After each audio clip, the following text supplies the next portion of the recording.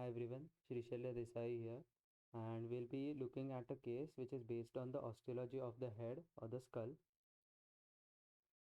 Now, the case is as follows: a 39-year-old woman comes to the hospital and complains of progressive loss of voice, numbness, loss of taste on the back of her tongue, difficulty in shrugging her shoulders.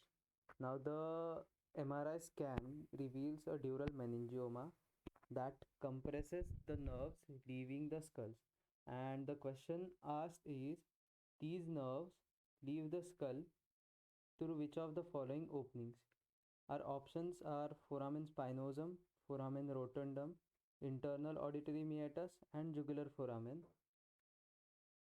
Now, let us see the foramens in the view of the skull. So, first, the foramen rotundum, which is here, the foramen ovale, the carotid canal, the foramen spinosum, which is here, this one, the jugular foramen, the foramen magnum, which is this big one, the foramen lacerum, here, the internal acoustic meatus, and lastly the hypoglossal canal. And now, first, let's see like the presentations given in the case, which are progressive loss of voice, second,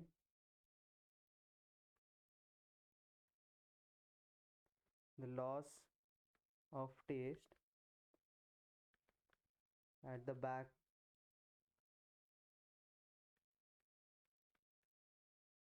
of her tongue, and the last one is difficulty in shrugging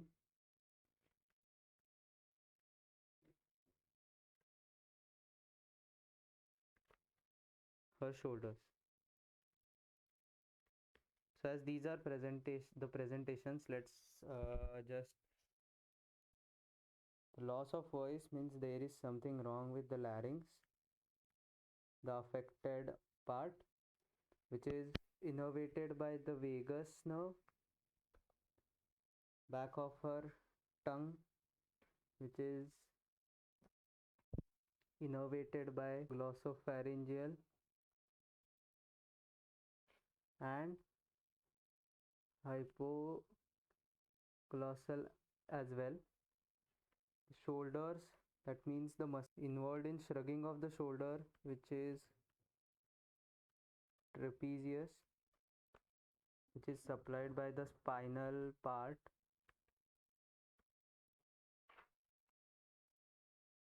of the accessory nerve.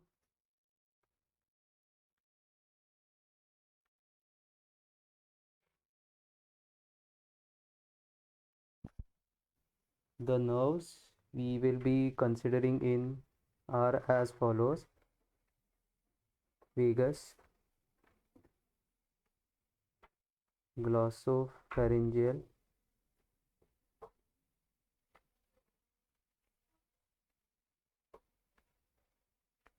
spinal part of accessory nerve.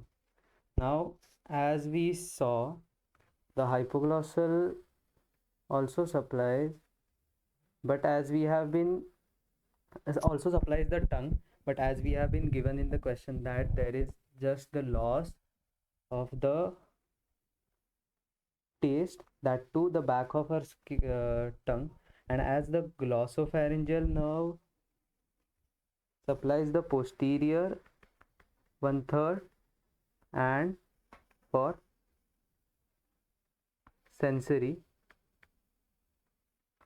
so we'll have to leave hypoglossal nerve out of the picture Also, as the hypoglossal nerve goes through the hypoglossal canal, which is not given in the options, it won't be considered an answer. So now let's just look at the different foramens of the skull and what they contain. Now first will be foramen rotundum, which contains the maxillary nerve.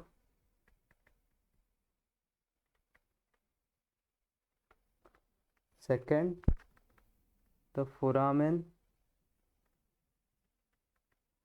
spinosum, which will have MEN, the middle meningeal artery, emissary vein, and the nervus spinosus. Now the nervus spinosus is just the meningeal branch of the mandibular nerve.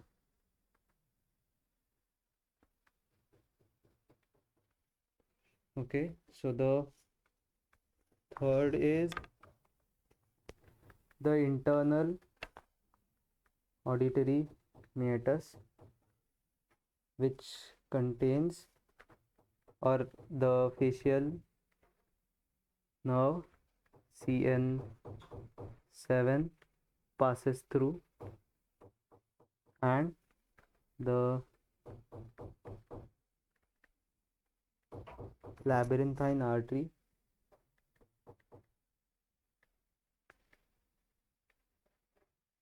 which is also the more probably the branch of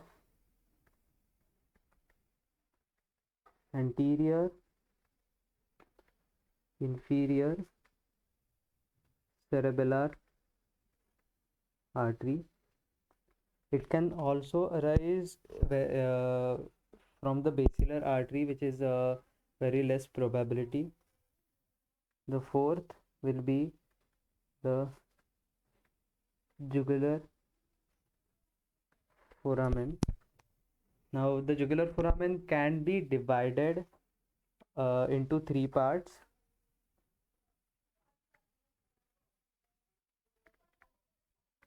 The anterior compartment, the intermediate, and the posterior. So now the contents. The anterior compartment will be inferior petrosal nerve, cranial nerves 9, 10, 11, and the posterior inferior jugular vein. Now, as the intermediate compartment of the jugular foramen contains or has a way through for the cranial nerves 9, 10, and 11, which are the nerves we are looking for. 9, the 9th cranial, 10th, and 11th. Our answer would be the jugular foramen, and the phenomenon, or this is also called, like, if there is a mass in the jugular foramen which happens to be compressing the cranial nerves passing through it, it is also called as the Wernicke syndrome.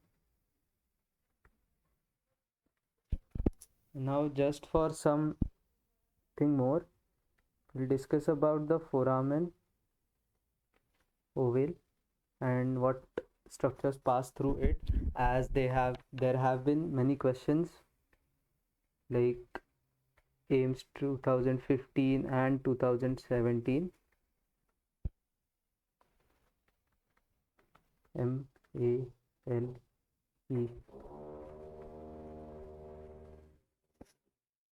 The mandibular nerve, accessory middle meningeal artery,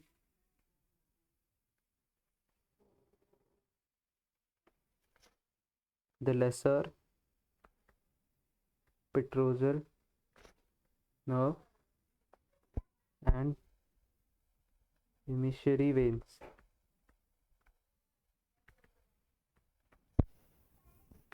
So our final answer is the jugular foramen, through which the three cranial nerves, ninth, which is the glossopharyngeal, 10th, which is the vagus, and 11th, which is the spinal accessory nerve, pass through.